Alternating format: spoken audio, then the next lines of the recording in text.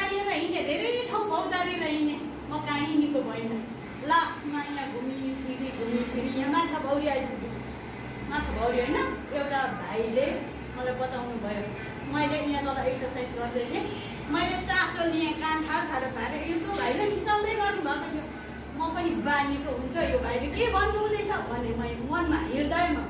अनि मैले एक्सर्साइज गरेँ अरे उफ्रियो अरे एक्सर्साइज गरेँ अरे र भाइ के भन्नुभयो भने भाइले के औषधि अरे बताउनुहोस् न। दाङ खाएको, भोजपुर जिल्लाको दाङ खाएको, म पनि भोजपुर जिल्लाको नेरबरकुटेको। सोधेँ यस्तो यस्तो यो कोपिली खाँदाखेरि यस्तो हुन्छ नाना भन्नु पऱ्यो।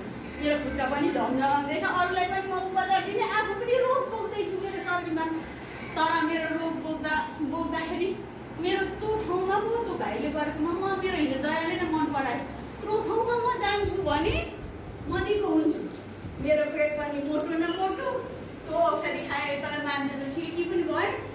अनि खाना यति खाँदाखेरि त मेरो मल त यति घरघरती गएको क्या, त्यो कहाँ त्यो बिग्रेको हाम्रो शरीरमा बिग्रेको खानेकुराहरू हामी प्रत्येक केमिकल खाँदो रहेछौँ।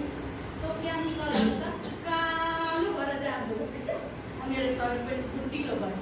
मलाई त अस्ति निन्द्रा पनि आउने, उता पुग्नु आउने मान्छेहरू, चेलाहरू आउने आया हुँदै, आफू पनि आया हुँदैछ मनमा, मै आया हुँदैछु भन्नु पनि नमिल्ने, गरिदिनै पर्ने बाध्यता भयो, गरिदिनै पर्यो।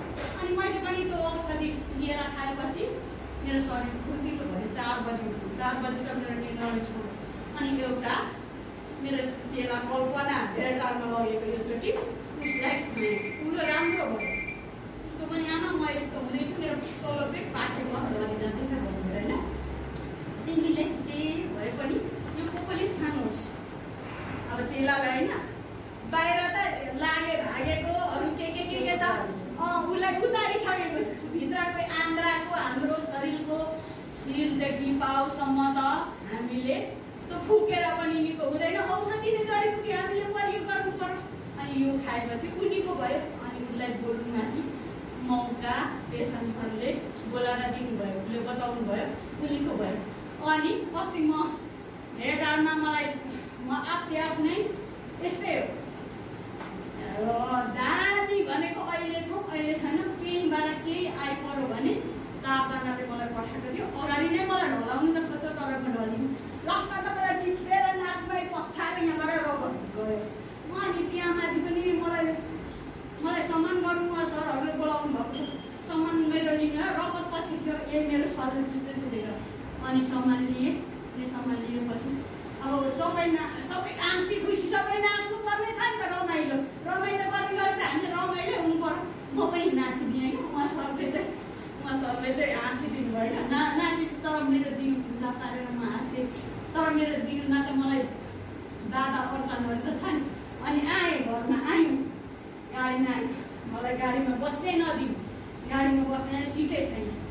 माइती राजा हो, दिनुहोस् न म बुढामा बस्छु, म यस्तो भएको छु भनेर मेरो दुःख कहीँ न।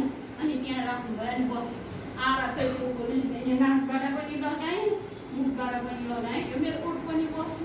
2 दिन त म सुतेँ, मलाई भातै चपाउनु पनि भएन।